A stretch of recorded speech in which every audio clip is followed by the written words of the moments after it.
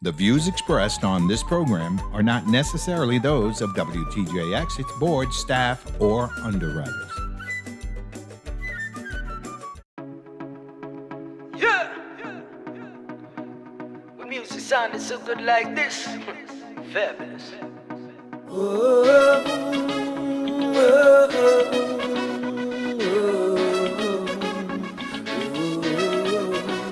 Time to show, it's your time. You're nominated as the greatest, and you're flowing and blow minds. Radio done rated, some outdated. The friends you know, you won't find. Hi, good day and welcome to the Washington Report. I'm Congresswoman Stacey Plaskett, and I serve as the Virgin Islands delegate to the U.S. House of Representatives. The Washington Report was created to inform Virgin Islanders on current federal issues that directly affect our community. I have to tell you guys, I am honored to have as my guest today an individual that I get to call my colleague, a fellow Democrat and a friend, Congressman Jim Clyburn. Congressman Clyburn has proudly represented South Carolina's 6th Congressional District for over 30 years. His service to his community and our nation have been fueled by his love of family, faith, and public service. Before his election to Congress, Mr. Clyburn had a full life before coming to us. He served his community as a public school teacher and was the first African-American advisor to a South Carolina governor. He also served as South Carolina's Human Affairs Commissioner, a position he held for 18 years before being elected to Congress in 1993. Congressman Clyburn was elected co-president of his freshman class and was subsequently elected chairman of the Congressional Black Caucus. He's been vice chair and then chair of the House Democratic Caucus. From 2011 to 2018, he served as assistant Democratic leader, a champion of equity, and a juggernaut difference maker. Thank you so much for joining me on the show, Congressman Clyburn. Thank you very much for having me. And I'm so glad that the people of the Virgin Islands get to now hear from you and get the history lessons and the thoughts on policy that you are so willing to share with those of us who are members of Congress. You know, one of the things as I was reading your biography is you are all things South Carolina. And one of the things that I think is so key and stands out in my mind in my conversations with you about South Carolina is the intrinsic part that South Carolina and particularly Charleston have played in the enslavement of Africans in the United States. Can you talk to us a little bit about that? Oh, absolutely. Charleston is reputed to be the offloading place of more than half of the Africans who were enslaved and brought into this country. The interesting thing about all of that, though, is that the route came from Central and West Africa through the Caribbean and then up to Charleston. And so Charleston is a peninsula off of the Ashley and Cooper Rivers, and Gaston Wharf sits there on the east side of the peninsula, and that is supposed to be the largest offloading of Africans ever. Now, as you know, the history that is recorded as being the first, as being the first African American to come. It was 1619. However, if you really go back in the history, you go back into the 1500s. Right, it's way before that. Yeah, but the problem was because of the climate and everything else, people could not survive. The settlements failed, and people left and went other places. So we officially call 1619 as the year, but enslaved Africans had been brought to the coast of South Carolina much earlier. Historians say today that over 85, some say 90% of all the African Americans in this country today can trace at least one side of their lineage back to Charleston. We do know that, as I said earlier, 45 to 50% of all the Africans that came through the Charleston Harbor. And I happen to represent the entire peninsula of Charleston. That's awesome. I started my public service career as a public school teacher in Charleston. It was not a plan of mine. It was the first job that I was accepted for when I came out of college. But I had known about Charleston pretty much all of my life. My dad was a minister who pastored a little town of Somerville, about 30, less than 30, 22 miles from Charleston. And when he would go down to that community on the weekends, my brothers and I would accompany him, and he would often take us over to Charleston. And my dad had this interesting thing. He would, Charleston, I had a brother named Charles, and he would say, Charles, this is your town, named after you. Right outside of Charleston is John's Island. I've got a brother named John, and then near there is James Island. My name is James. So we would go down and play this little game. And so I just developed this love for Charleston. And then when I graduated college, in fact, when I got on the college campus, South Carolina State, most of the friends that I developed early were Charlestonians. And because I had been a part of the Gullah Geechee culture in my dad's church, I developed the hard A's, and people thought I was from Charleston, but I never would tell them any different. Then when I got married, I married a young lady who was from Moncks Corner, just 30 miles from Charleston, part of the Gullah Geechee culture. So Charleston has always been very, very important to me. So do you think that the people in Charleston and South Carolinians from that area, has that become part of an integration of their culture, recognizing the importance of that historical imprint that they have of, Africans coming there and them being that point there? Absolutely, absolutely. What happened with the slave trade, of course, when the Africans came, were enslaved there, the climate was very conducive to some of the skills that had been brought with the slaves from Africa. For instance, rice. Rice is called Carolina Gold. I love rice. That's my starch. I know. So rice became the plantations grew up, and the skill to growing rice, indigo, that was a skill that the Africans brought with them, and they knew how to do it, and that's what turned the South Carolina economy. South Carolina was the third richest state in the nation throughout that period of time. And of course, all of that went up in flames when the Civil War broke out there in the 1860s. You talked about the fact that, the first stop with the slave ships are in the Caribbean and then coming up to Charleston. And you've been throughout the Caribbean, do you feel that there are some simpatico, there are some things that are very similar between the cultures? Absolutely. All you've got to do is step off the airplane or set foot in almost any part of the Caribbean that you go. Let's just take, for instance, I know you be a little jealous of this, but let's take Barbados. We love Barbados. We love Barbados. But Barbados has had a tremendous influence on Charleston.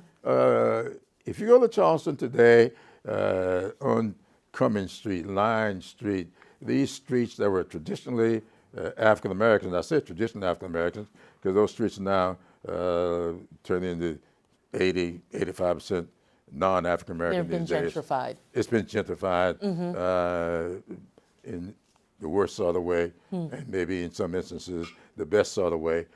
But those houses, they are built with the porches on the side. We call them Charleston houses. They are really Barbados houses. That style came from so that people could enjoy the breeze. Yes, And so yes. the porches are on the side Yes. rather than on the front. And so you look at the eating habits.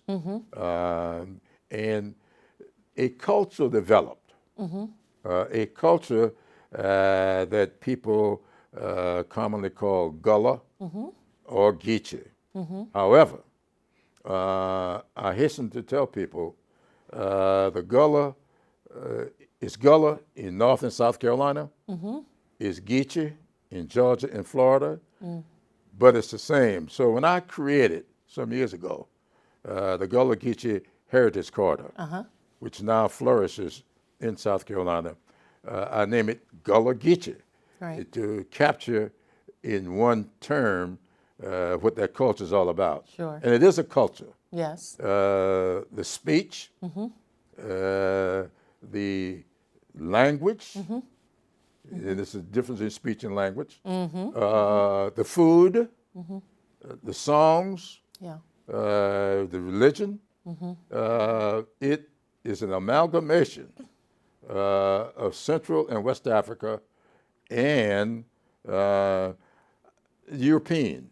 Sure. And to me, the biggest influence, European influence, happened to have been German, because German merchants came, and those islands down there didn't have bridges to them. And so if you're on John's Island or James Island, Wapmalaw Island, Young's Island, Edisto Island, you were isolated. Got it. And so you had your own language, Sure. and of course, a lot of songs were developed that had much more to do with enslavement than religion. And religion. So when you listen to some of those hymns and you listen to the real words, the hymns were codes. It's a message. There's a message in the hymns. When you remember the song "Steal Away"? Yes. That was all a signal to the slaves. About somebody it's running time- away. It's time to run away. It's time to escape. Right on up to the big escape with Robert Smalls. Well, I think that's fascinating. I love that. Just recently, this past year, President Biden signed into the law that St. Croix was named as a National Heritage Area. great. We're Great. so excited about that. And you talk about speech. Yeah. St. Thomians and Crucians make fun of each other because our speech is different. Yeah. Although we're from the same place. And on St. Thomas, they have the long A's, and the R's are very much longer. And on St. Croix, it's very hard. And my understanding is that St. Croix, which had many more plantations, which were managed by Irish overseers. Right. And so our accent on St. Croix is very similar to Cork, Ireland. Right. Like it almost sounds the same. Right. With, of course, different words that we as Africans were able to put in there. Sure. When you put that corridor together, why did you do that? What was the impetus for bringing that about? I think you know the story. I got married to this young lady from Moncks Corner, and I was from Sumter, not Fort Sumter, but Sumter. Fort Sumter's in the Charleston Harbor, where the Civil War began. But the town of Sumter, also named for Thomas Sumter, is inland. So I grew up inland, and we met on South Carolina State College's campus. We got married, and I noticed that. But your first encounter with her was in a jail cell. Was in wasn't it? jail, absolutely. We was doing it was March 1960. I was a part of the first sit-in in South Carolina, and had gone to jail because of it. And she came to the jail late in the evening with some other students to bring food. And when she came toward me with this hamburger in her hands, I reached for it, She pulled it back, broke it in half, gave me half of the hamburger. She ate the other half, and I was so grateful for that half hamburger. I married her 18 months later. But that's the way we met. But after we got married, I saw this culture coming out that I was not all that used to. I had been introduced in my dad's church in a little town of Somerville, about 25 miles from Monkscona, where she was from. But I'd never been around it. And I noticed that we could be carrying on the conversation, just like you and I are carrying on now. If the telephone would ring, I would answer, and her mother would be on the phone, and I says, "M is your mom's." They would lapse into this language. And I couldn't understand the things she was saying. And so I decided to spend a little time learning that culture, the language, so I would know whether or not they were talking about me or something. Well, I did, and I fell in love with it. And then later on in life, I had a teacher who taught me English at South Carolina State. And she had a love for the Gullah culture, and she had done research out on the islands.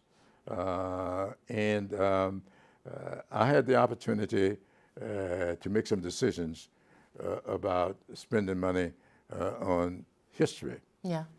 And I contracted with her to do some study for me on writing a book about South Carolina blacks and Native Americans.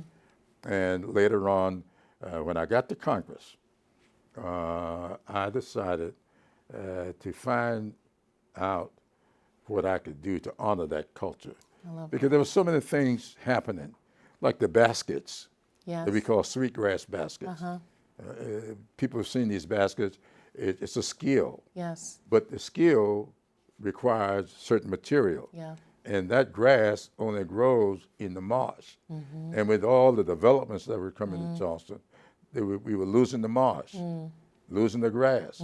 The cost of the baskets were going up. And some people were out of work because they couldn't get enough of the grass. So I started doing things to try to help preserve the culture. Right. And the first thing I wanted to do was to protect sweetgrass.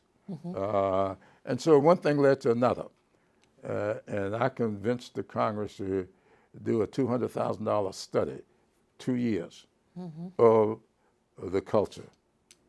And we took that study and went back to Congress with the study. And we got Congress to agree to create the Gullah Geechee National or Cultural Heritage Corridor. And it exists today to honor that culture. That's amazing, and that also demonstrates what's going to happen for your grandchildren, right? To be able to preserve that part of themselves that are part of that culture.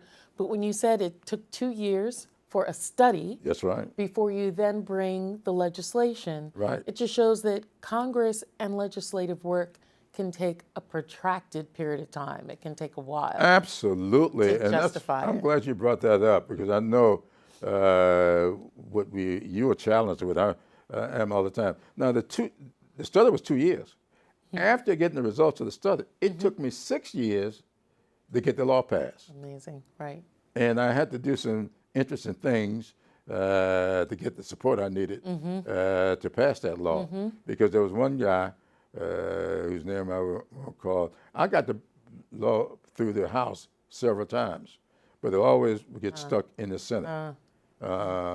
Because one person in the Senate can keep a law from passing, and they don't have to tell you who it is. Right. But using some little chicanery, I found out who was holding my bill up. That's right. And I went to a Republican friend in the Senate and got him to get my bill passed. And so I'll say it, Orrin Hatch, the late Orrin Hatch now, he passed away a few years ago. Orrin Hatch, because of a little incident between the two of us that he called a sign of friendship. And I went to him and told him what my problem was with that bill. And he admit my late wife, and I told him, I said, now, this bill honors the life and legacy of the culture of that young lady that you met Miss some years Emily ago. comes from, yeah. Yep. And so he got the bill passed. Those relationships mean a lot. Relationships mean a whole lot. Yeah. But it took 8 years, but it got done. One of the other pieces of legislation that when I first came to Congress, I was fascinated when you were discussing and has now become law is 10-20-30, Yes. your persistent poverty Right. legislation. Can you talk a little bit about that? 10-20-30 is a rhythm that we created out of the information that had come to my attention back when we were trying to pass the so-called Reinvestment Act. This is during the Obama administration? During the Obama administration in 2009, this bill was put forth that we had to do something, because remember we had an economic downturn, Right. severe economic downturn in September of 2008. Obama got elected in November 2008, so it felt his job to deal with do the Great something Recession. we call it the Great Recession. And so he came up with the Reinvestment Act, and I was sitting in the meeting when we were making the plans. I had just gotten elected majority whip 2 years earlier. And I said in the meeting that day, I said, look, the last time we were at a place like this, it led to the Great Depression. And what we're going to do here is try to stop us from getting back in that place. But when we had the Great Depression, a lot of communities were resurrected, saved, because of the so-called New Deal. Right. But there's some things happened in the New Deal. The biggest piece of legislation in the New Deal was Social Security. A lot of people didn't realize that Social Security did not cover farm workers nor domestic workers. And 65% of African Americans We're one of those. were one of those, which meant that Social Security didn't cover 35% of the people.